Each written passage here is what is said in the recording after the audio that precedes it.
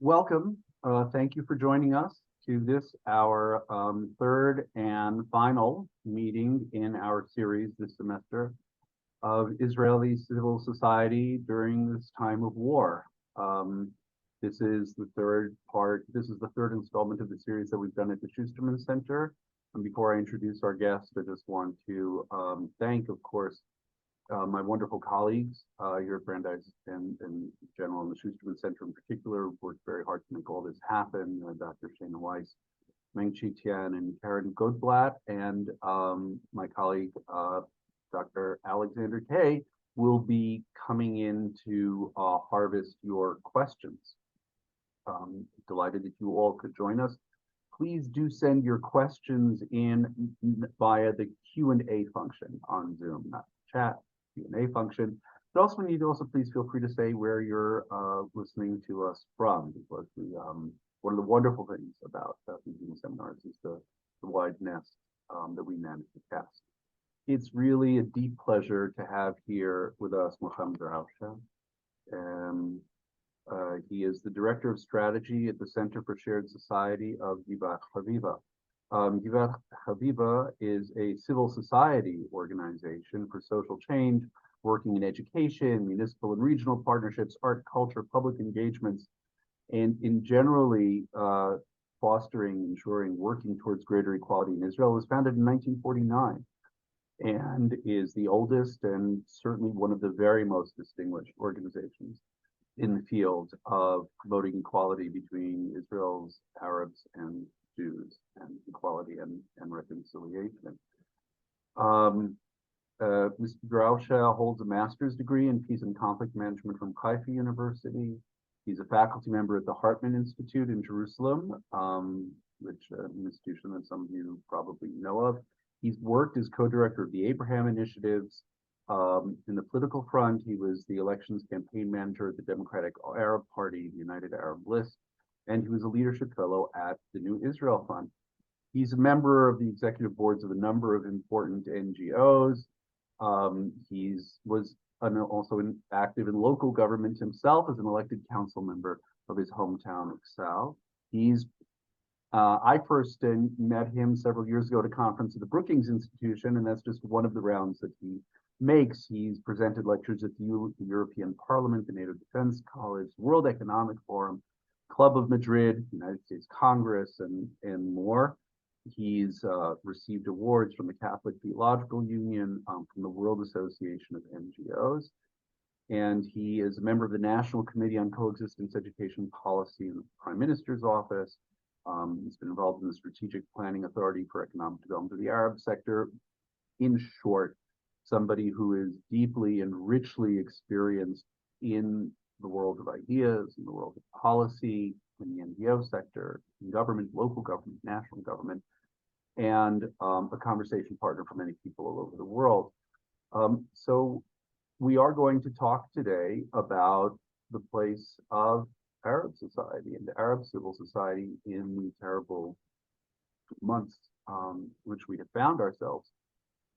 And indeed, the name Darawshe has been in the news, sadly, since the beginning. Mohammed's nephew, Awad, was a paramedic and who really very bravely engaged himself and sacrificed his life, literally sacrificed his life trying to save others at the music festival on October 7th. And his story has been becoming known and hopefully will be better known. And we would presumably we of course want to be talking to Mohammad anyway, but his own deep personal connection, we're living through these very large events, this very personal connection is just deeply, deeply moving. So Mohammad, thank you. Thank you so much for joining us today. Thank you, Yehudah. A great honor to be with you and with Alex and Shaina and all the team at Brandeis. Thank you so much. So I just told a little bit about you, but please, if you could tell us a little bit more, expand a little bit on yourself, your work, And because we're talking a lot about civil society, what are the civil society landscape that you've worked in and that you know very well up to now, before we start talking about more recent events? Well, first of all, I live in a town called Ixal. It's just south of Nazareth. It's mentioned in the Old Testament in Joshua 19:12. In Aramaic, it's referred to as Kasaloth Tabor, which means the foothills of Mount Tabor. This is where I grew up. This is where my family has lived for almost 800 years. I'm 27th generation living in the same town, and with 4 children and a young 5-month-old granddaughter called Mariam. And just to refer to my cousin Awad, who you talked about, he's about 50 yards. Used to live 50 yards away from us. Now he's closer because the graveyard was separating between our homes. So he's closer to our home, but unfortunately without his soul with us, but with his legacy. Awad was on the 7th of October stationed from 2 days before, stationed as a part of a medical team, 6 people that attended to the Nova party that was attacked. And when things got rough, the team was ordered to evacuate the scene. He maybe naively, but maybe with bravery, said to his 5 fellow Jewish medical staff members, he said to them, "You go, I'm going to stay. I speak Arabic, I think I'm going to manage." He thought he could talk sense to the attackers and that they would maybe allow him to continue saving the lives of the party goers, the young people that got killed. Unfortunately, he didn't have much time doing that. When they found his body, they found him with 2 bullets, but also with bandages still in his hands that he didn't have time to put them on the wounds of other people, let alone he didn't find anyone to put bandages on his own wounds. They couldn't evacuate the body until 3 days later because there was a fear that some of the bodies are booby trapped, and they couldn't identify his body until 6 days later when we got his body. And he brought us a lot of pain, a lot of agony, and but also a lot of pride in his selflessness and willingness to choose his humanity and willingness to choose to stay true to our family values of attending to your fellow human beings, no matter what it costs you. And his fellow human beings were his fellow citizens, the Jewish citizens, and he didn't make any of that consideration in that split of a second about the identity of the people that he was attending to. He related to them as fellow countrymen, as fellow citizens, as fellow human beings. And his story actually contributed a great deal to engaging the Arab citizens in Israel in the collective pain which swamped and washed the country on October 7th and since. That's his legacy. So thank you for bringing it up. And as I said, he brought us a lot of agony and pain for his loss, but also we still, every moment we remember that split-second decision of him, we feel very proud of him. And I wish that many more people will follow his path and remain to live, but to follow the path of maintaining their dignity as human beings by trying to protect other human beings. Now, what the work that I've been doing until October 6th, which actually got expanded after October 6th, is how do we properly bring in Arab society integrated into the Israeli larger society.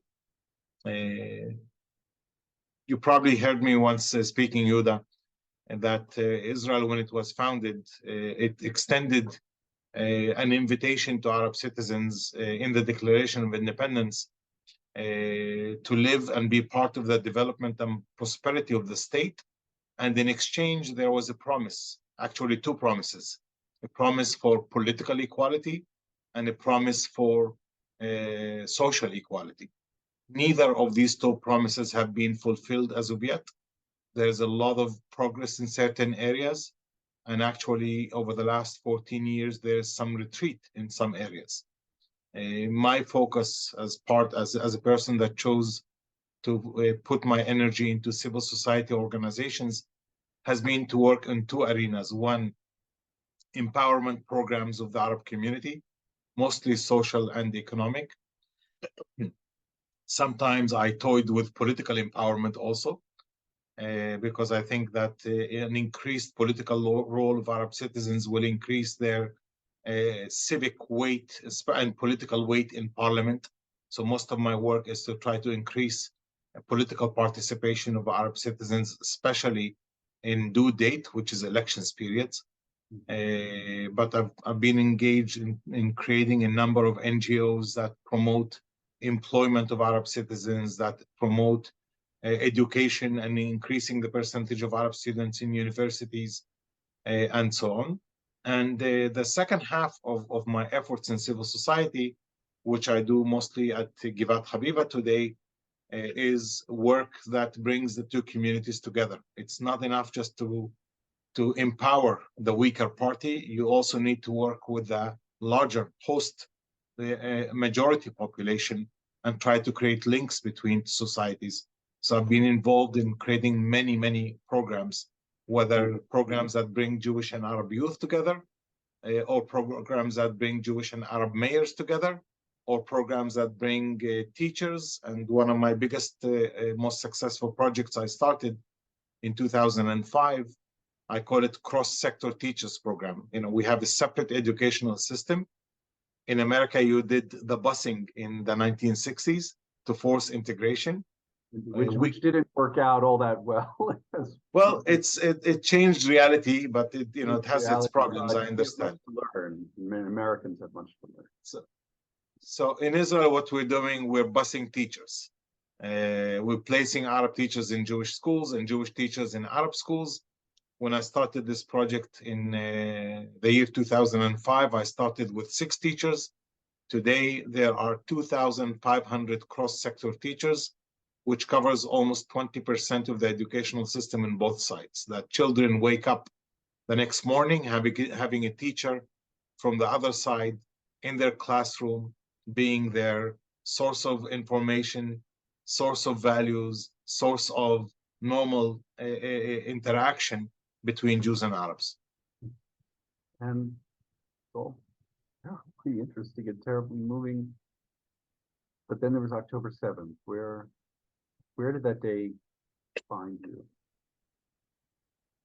Well, personally, that day, it was a Saturday, and that's the day people sleep in. But we started getting the phone was ringing off the hook already at 8:15, and that was the notice that we lost contact with Awad. We started trying to find information about him, and we couldn't get any information.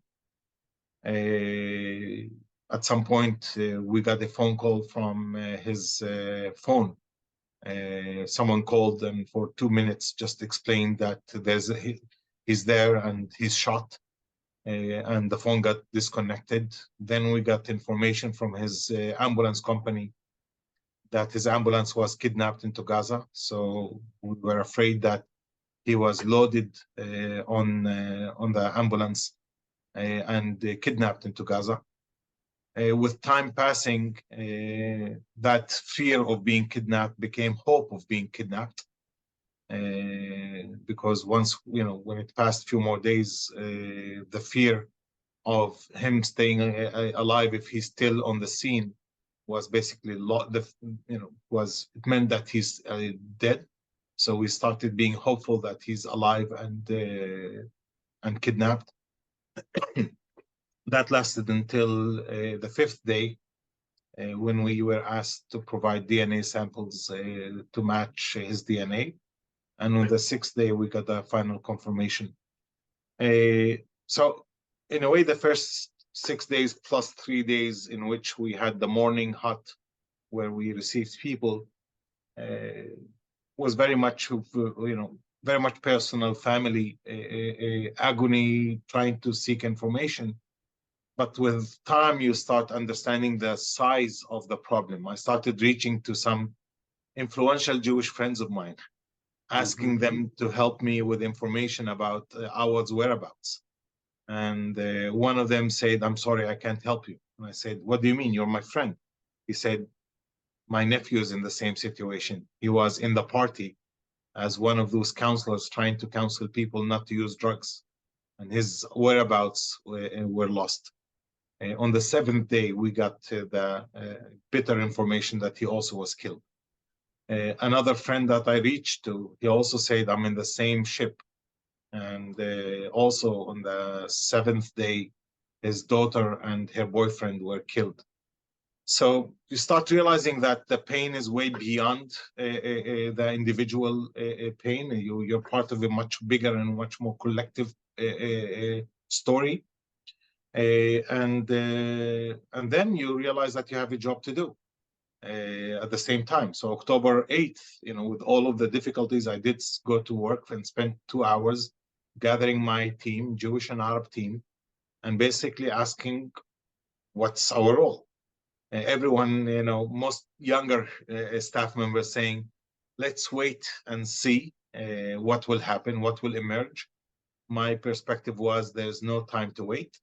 This is not time for us to lick wounds.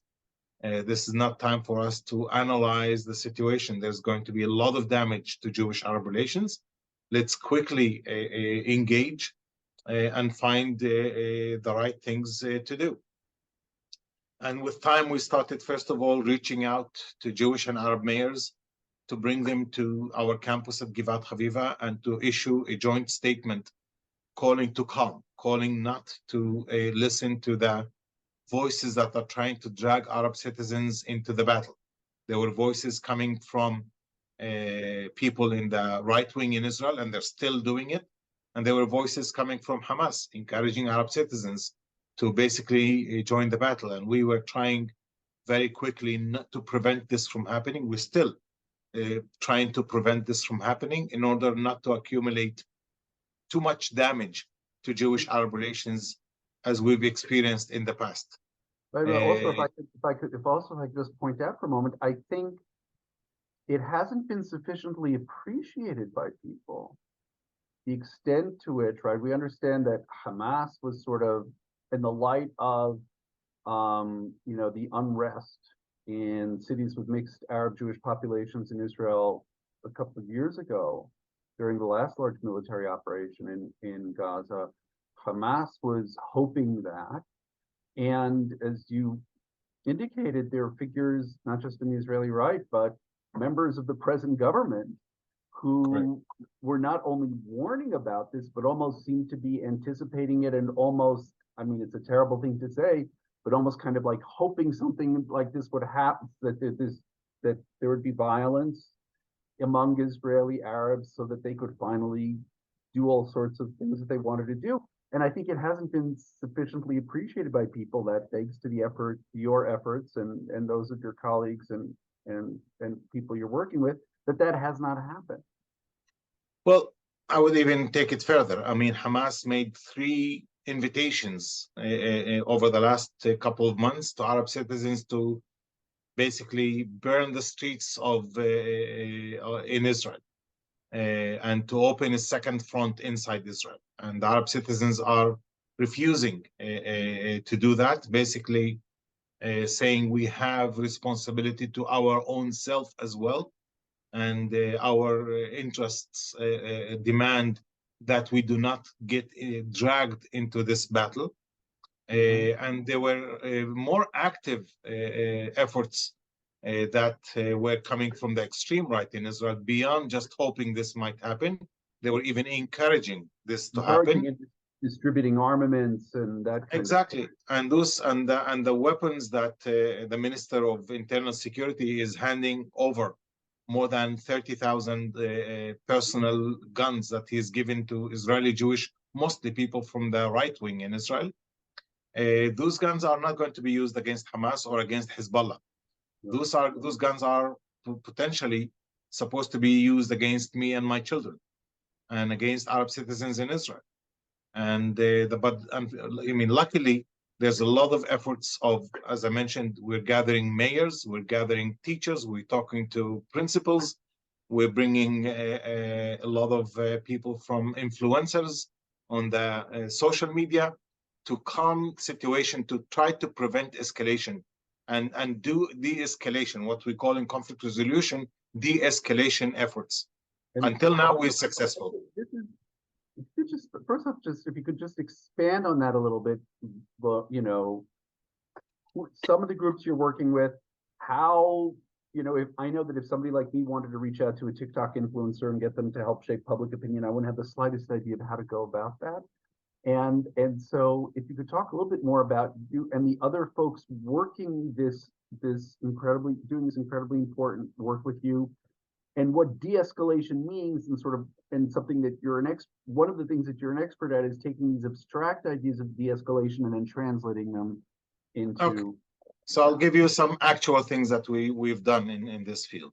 As I started by saying we gathered about 20 Jewish and Arab mayors, and they issued the joint statement that they want to protect the important relationship as neighbors, the good neighborly relations, and that they are personally responsible to handle any signs in their own community for any potential escalation and deal with it directly. But it's the creation of the public image.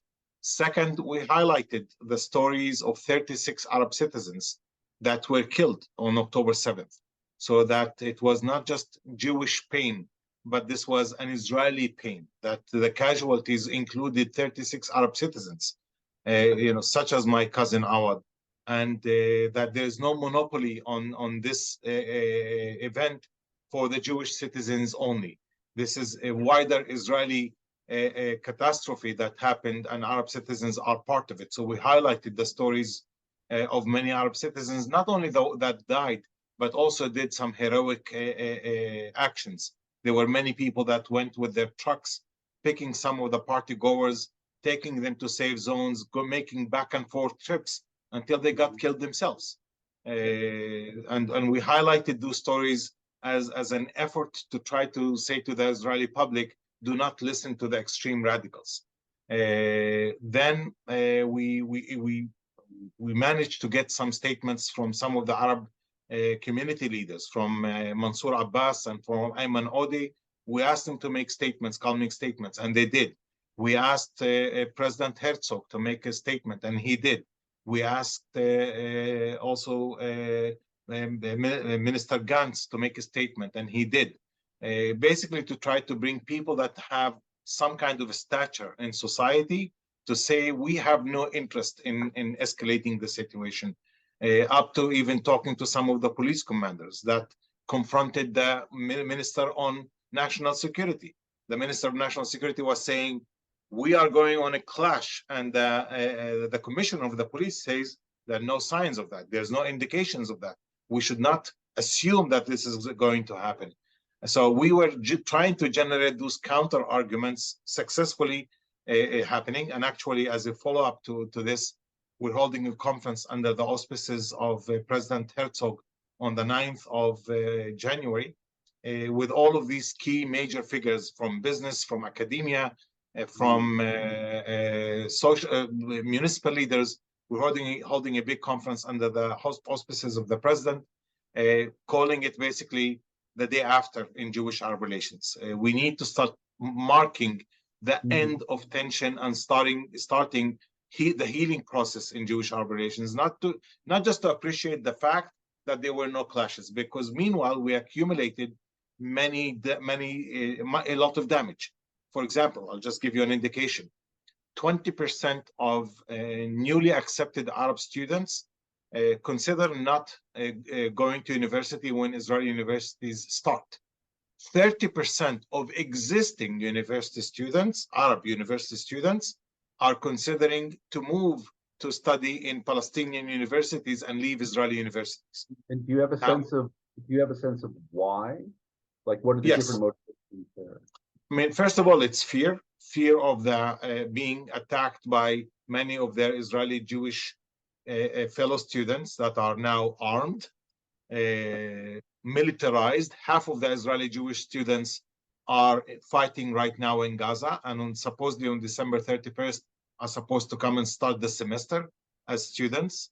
And in time of war, they can come not just with their personal pistols, but with their long machine guns, that the campuses will be flooded with this kind of with their very rattled nerves. Yes. So one of the things that we're holding, for example, on this coming Sunday, we're hosting all of the heads of the universities and academic institutions in Israel, and I'm giving a talk to them also at the president's house, the President Herzog.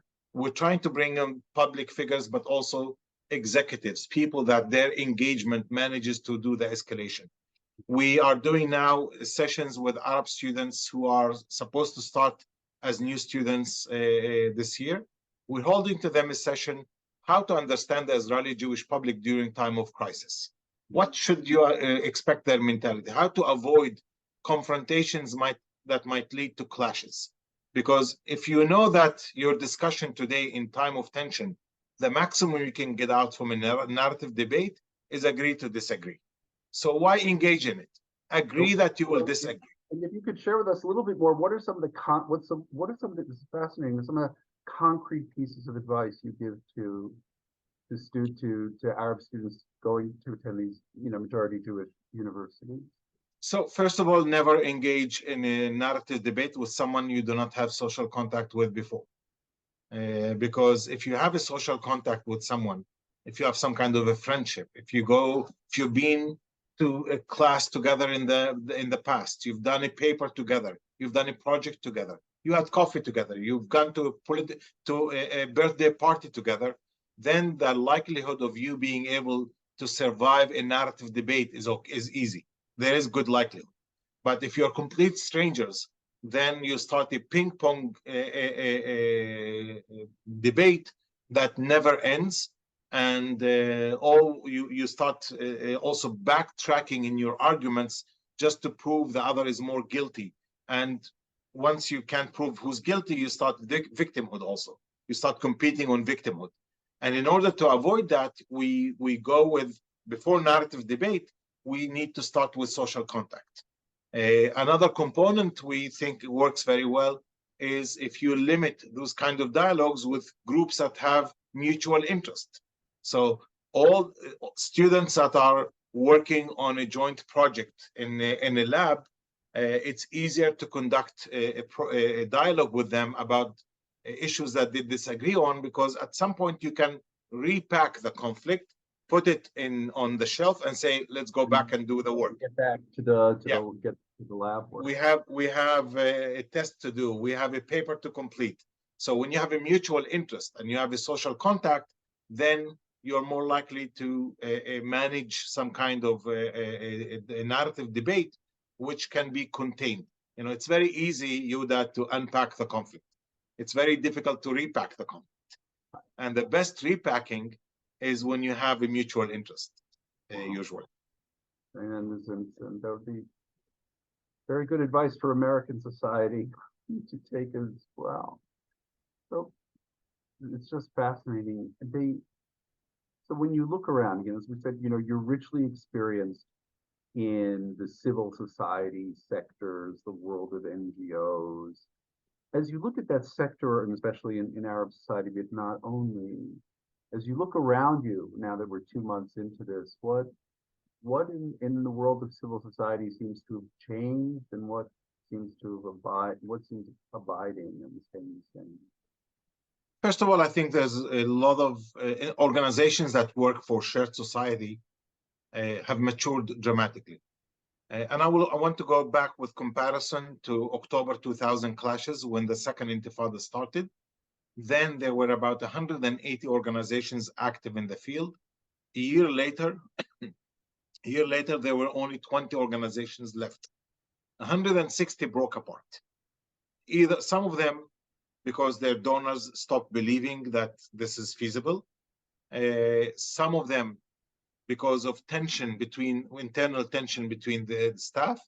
And the third, their clientele basically didn't want to continue. And the fourth, people asking many of those organizations, where were you during the time of the conflict? You come to us a few months later. Where were you when tension was at its peak? And one of the evolutions that we've gone through civil society is one, to be there now in real time, not to avoid dealing with the issues, although they're sensitive. Yes, be engaged now so that people do not ask you, where were you? You still have clientele. So one of our main tasks today is maintenance, to maintain the relationship with the people that we've been working with in the last years, to speak to every mayor, to speak to every principal, speak to every a business leader, to every NGO, local NGO that we've been in relationship with. Go have a cup of coffee, show that we're accessible to them, and we're not a strange organization that has a strange agenda that comes only to work in good times.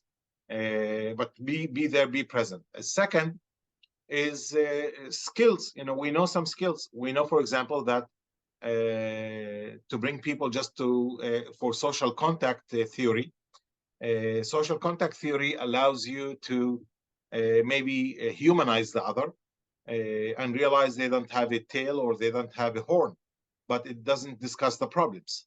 The problems are discussed in the narrative debate theory.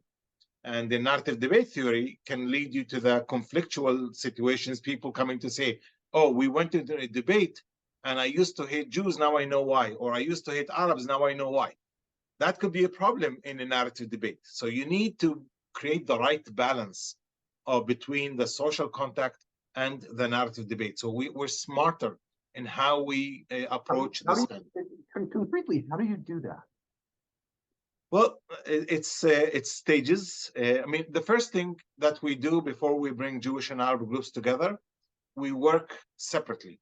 Before you bring them in a binational encounter, you need to do what we call a uninational encounter to set expectations of yourself, of your group. Not all Jewish groups have the same story. You have right and you have left, you have religious and less religious, you have Ashkenazi and you have Haredi. So you need to allow them to discuss what do they want from this meeting with the Arab participants. And the opposite side. Also, not all Arab citizens are the same. We have Muslim, Christian, Druze. We have people that have been, they have a history of being refugees. Their towns were demolished and they're refugees in other towns right now. So we have a lot of variety also in the Arab community. So you need to have a discussion. You have rural and urban, and you have people whose identities are more nationalist and others whose identities are more religious. Exactly. So you need to bring them to some kind of a plateau of what would we want from this discussion, but also to allow the differences to come, so that an Arab citizen that meets Jews doesn't come out with saying, oh, all Jews are the same or all Arabs are the same. We want that diversity to be legitimized and not have one dominant group take over the discussion. Then you need to provide two things. Because most of the discussions tend to become discussions in Hebrew, because Jewish citizens do not speak Arabic. Arab citizens speak Hebrew, but their Hebrew skills are not of the same quality and not the same level. So every discussion like that is co-facilitated by a Jewish and Arab facilitator. The job of the Arab facilitator is to do translation and sometimes even empowerment, sometimes even give more time for an Arab citizen to express himself in Hebrew, because he might need to borrow some kind of assistance in the process. So there's an empowerment process for the Arab participants and an invitation to the Jewish participants who are outside this meeting. They are of the dominant status. They need to understand that they need to come down to be at an equal footing. Down a little bit. So this dynamic is it's what we call engineered equality, because it doesn't reflect the reality outside. The reality outside is that most Arab citizens feel unequal, are treated as unequals. As I said, there's a great deal of progress, but we're not where we want to be in accordance to the promise of the Declaration of Independence. No. We have a few minutes left of our conversation before we open up to the many questions that have been coming in. So the last question from me, what do you think this experience of the last few months has taught you about Israeli society in general, and also about civil society? Because also we see, questions of how democratic societies can endure and not tear themselves apart. It's not just an Israeli question; it's a question all over the world. So what has this taught you about Israeli society? Anything you perhaps didn't know before or now understand more clearly, and about the work of building civil society in general? Well, let me go back maybe 12 months since the beginning of this government. This government tried to confiscate Israel to serve the political parties, Right. and to serve the individual interests of some of the political leaders. I think that what protected Israeli society over the last few months are organizations that tried to prevent those political parties from doing so. I'm on the board of one of the organizations called Darawshe, who's organizing most of the Kaplan demonstrations in Tel Aviv. That's one of many organizations that are doing that. We're the ones that take the Declaration of Independence and have people sign on it in the streets, because we also want to bring in the value of the citizenship of Arab citizens as equal citizens to Jewish citizens. The other aspect that we are looking at is what we've been doing in the last 2.5 months since the beginning of the war. Also, unfortunately, many government agencies were absent. Our campus at Givat Haviva, which is usually the campus where we bring Jewish and Arab youth for encounters, right now when there are no encounters. So we shifted gears, and we have 260 evacuees from towns that were surrounding Gaza. And we're caring for their room and board and laundry and the psychological therapy and the kindergarten and education for their children and a workspace and clothing and all everything. I would just also mention, like, one thing that's emerged in every conversation that we've had in these series is the extent to which the state institutions since October 6th have not been able to meet needs, and civil society, for worse, for often for better, I mean, is just mobilized to do all these things that the state has been unable to do and has sort of rendered itself unable to do. Exactly, Yehudah. One of the decisions that me and my colleagues took, we know that this means we might not have salaries at the end of the month, and this is what needs to be done, so this is what we do. And we're doing it, and we are in debt. We are accumulating debt. We still have 112 people on campus. We're trying to raise funds for that. Some good people are stepping in. Some good supporting organizations are coming in. We're still not covering all of the needs, but one of the lessons about that I learned as civil society leader in this field is do not wait for the government to step in during crisis. Look for people that know society and are closer to society, people that are closer to the activities. They can identify the immediate need. So maybe we're not solving the problem of the 50,000 Israeli refugees right now or the evacuees, but we're taking our share. We took care of families with children, and Jewish and Arab staff are attending to them with a full compassion, making them realize that even at time of crisis, the concept of shared society and interdependency still holds. So it's almost, it seems to sort of one thing emerging from what you're saying, I think, is that civil society is able to rise magnificently and do remarkable things, that at the very end of the day, there's no substitute for the state in terms of scale and I mean, systemic things. I mean, assuming the state is functional. usually, Yehudah, I would say in dynamics of the right dynamics between civil society and state, civil society comes from the bottom up and tries to create initiatives and bring best practice, but the scaling needs to be top down. And that's when government needs to intervene to take good ideas that emerge and make them much more successful and bring them to a larger scale. Thank you. Well, thank you so much. This has been fascinating. I will bow out for now, hand the reins over to my beloved colleague, Professor Alex Kay, who will be fielding everyone's questions. But thank you so much. Good talking to you, Yehudah. Yehudah, thanks for beginning us off with that fantastic conversation. Mohammad, I'm just going to add my welcome to Yehudah's earlier for the people watching. My name is Alexander Kay. I'm the director of the Schusterman Center for Israel Studies at Brandeis. I'm going to try and collect and collate some of the questions we've received, Mohammad, through the Q&A online. So let me, let me ask this first. You've been working on a shared coexistence in Israel for many years. How do you feel October 7th has affected your work? And this may be a separate question, how do you feel Israel's response, especially its military response, has affected your work?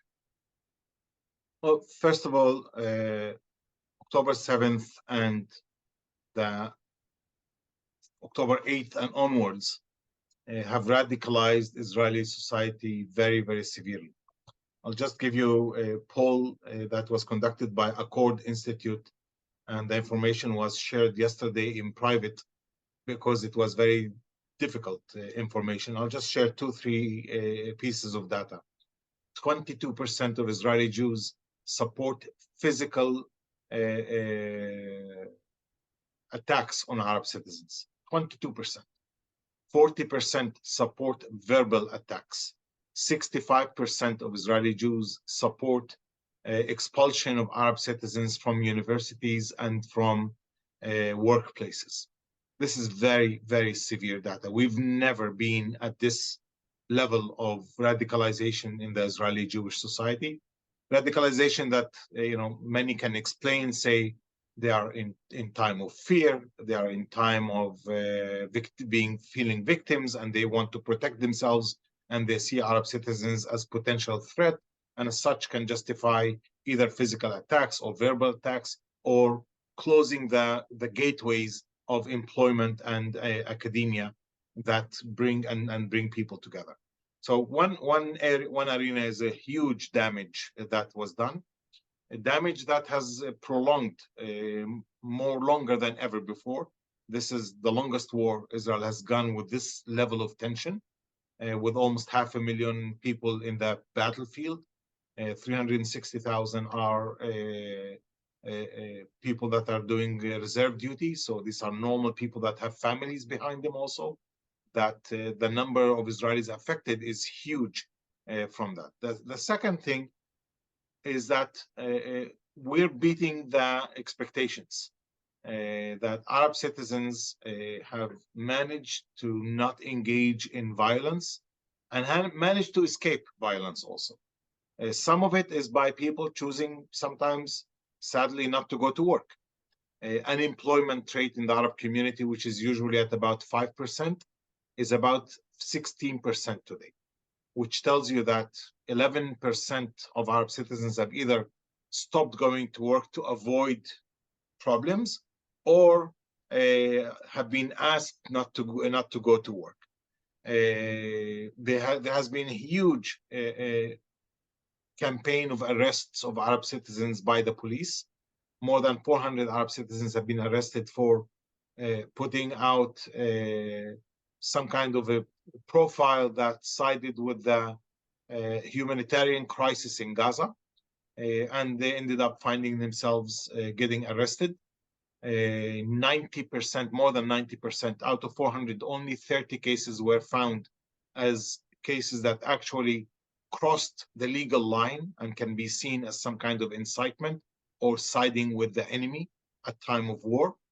But 370 out of the 400 were false arrests, were arrests that shouldn't have shouldn't have happened. I wrote about this in Haaretz, it's in English, in an article in English, and I even called it some kind of a McCarthyism and witch hunting that the Minister of Internal Security is conducting against Arab citizens.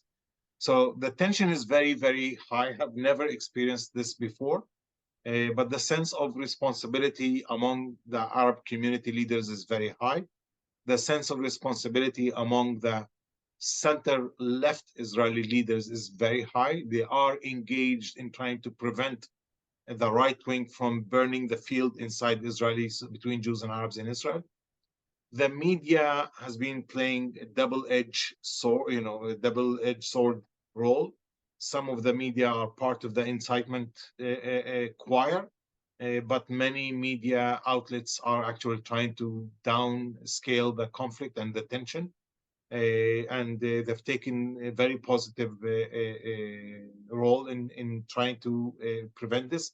There are now 8 different public campaigns that are happening in mixed areas, in areas where Jewish and Arab towns are adjacent, with big banners in the streets and social media asserting what we call the islands of success in Jewish-Arab relations. In regular times, Alex, the percentage of Arab citizens who are in the medical industry in Israel is 25%. In wartime, our percentage is 40% in hospitals, because many Israeli Jews are called to duty as a part of the military. So our share in the medical industry today, although we are only 20% of the population, but we are 40% of the staff attending to sick people in hospitals. Usually in bus drivers and truck drivers, we're usually 50%. Today, we are about 70% of bus drivers and truck drivers. So we're trying to focus on those things and say, if you want the society to function, you need to appreciate the civic, economic, medical role of Arab citizens. For now, it's working.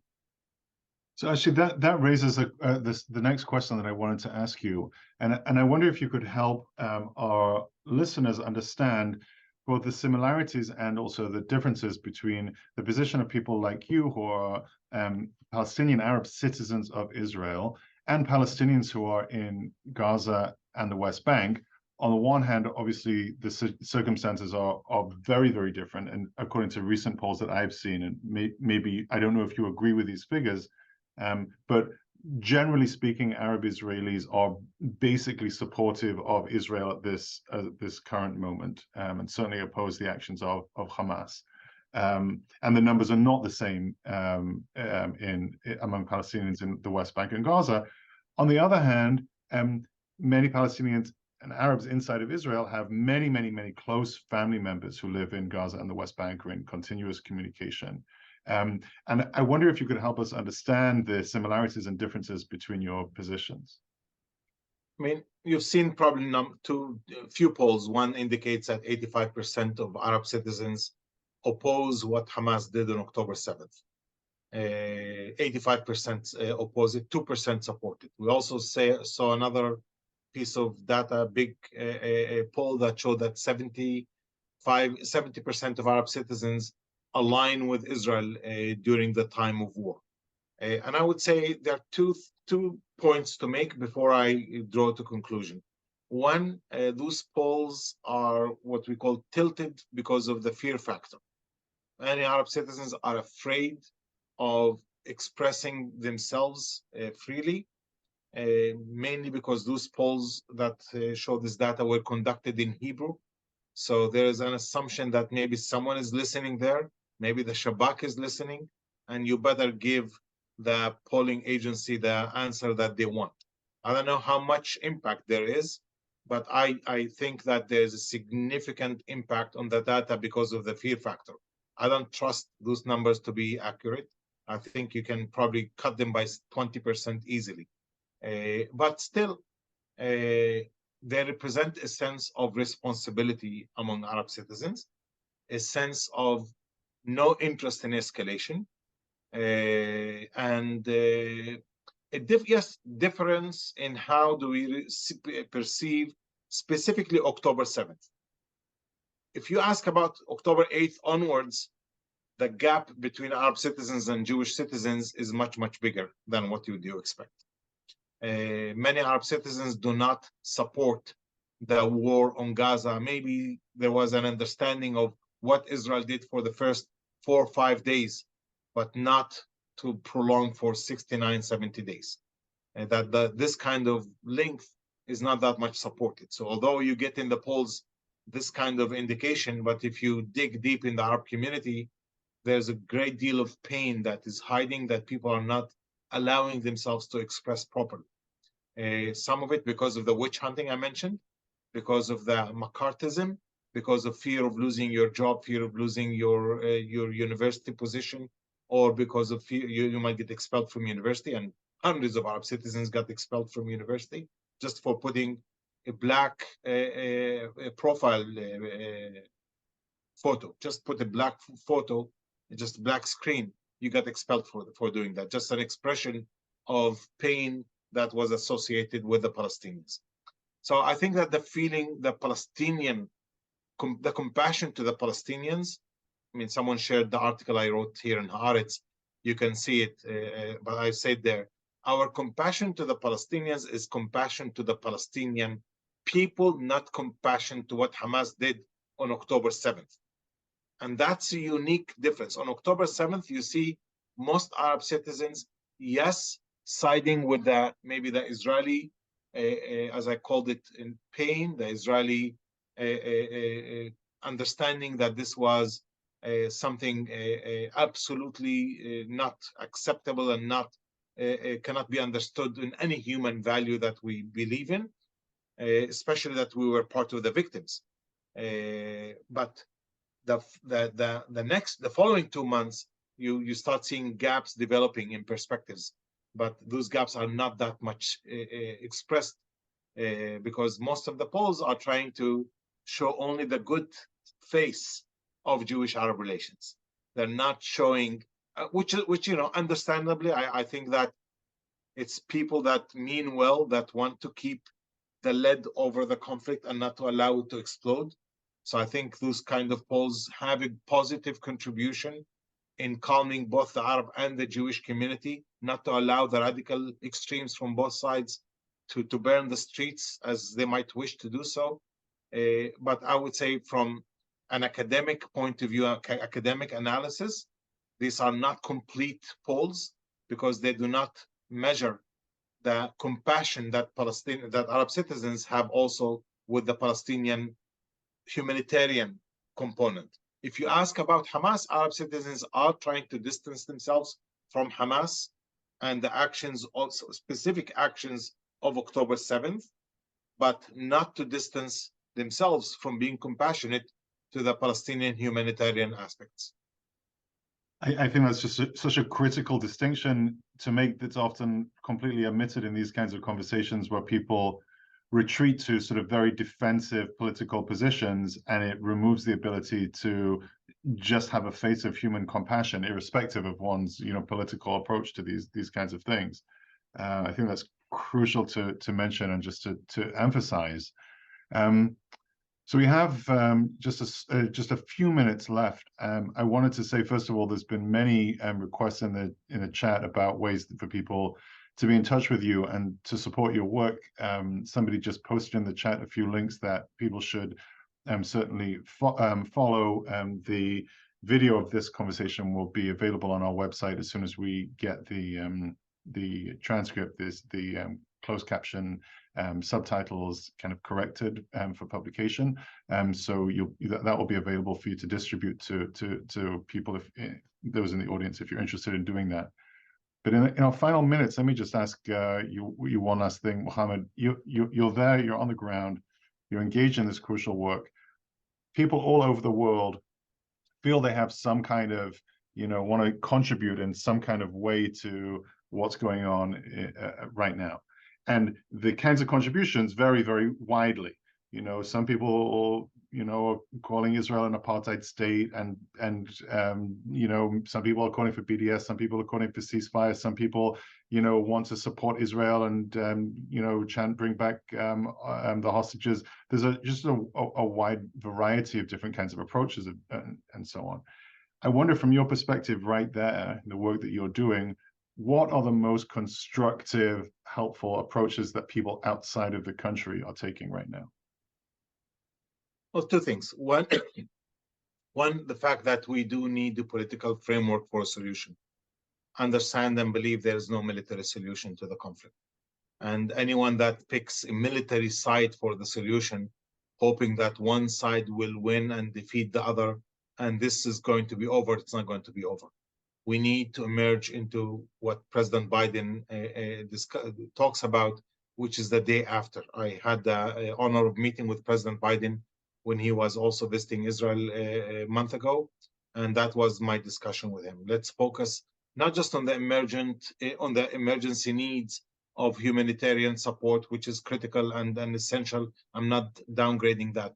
But if we want to avoid the next October 7th, 2025 or 2028 or 2030, it's going to be hiding there. We've had the first intifada, we had the second intifada, we've had wars in 2006, 2009, 2014, 2016, and now 2023.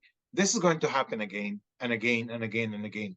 If you want to look for a solution, you need to side with a practical, realistic solution.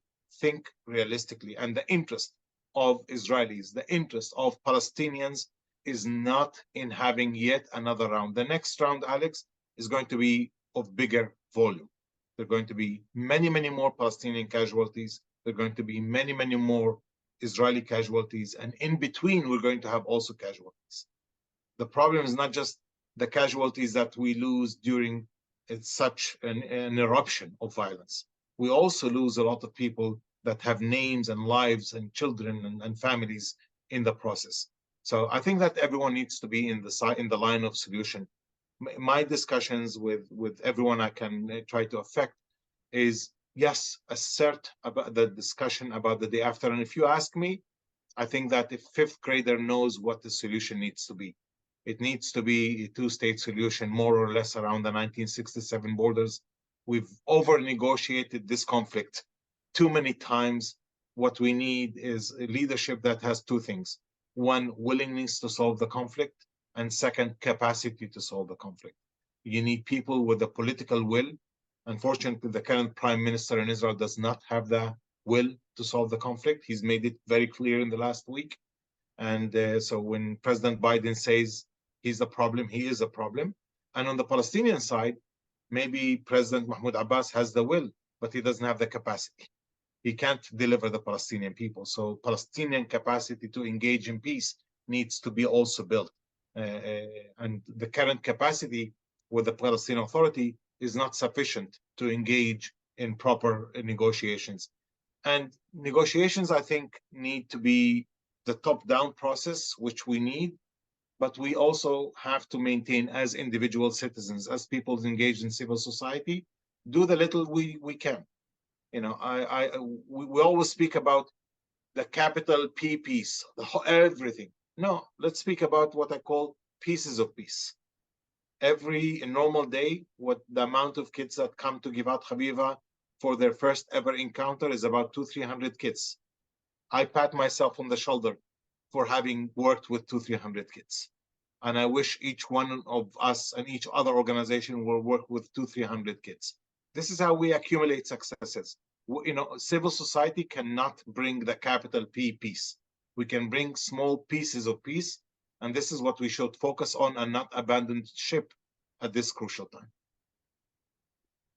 Thank you. So let me just say to everybody that this our public offerings from the Schusterman Center on the situation in Israel will be continuing. So please look out for our future programming. And really, from the bottom of my heart, Mohammad, Thank you so much for joining us. We all wish you and your family comfort for your loss, and we wish you every strength and success in your crucial work. Thank you so much for joining us. Thank you, thank you, Alex. And my colleague said he posted ways to get connected with us. We have Friends of Givat Haviva based in New York City. Please connect and be part of the newsletter. We're happy for you to join us. Thank you. And thank you, Professor Mirsky, and everyone else who helped today. And we'll see you next time.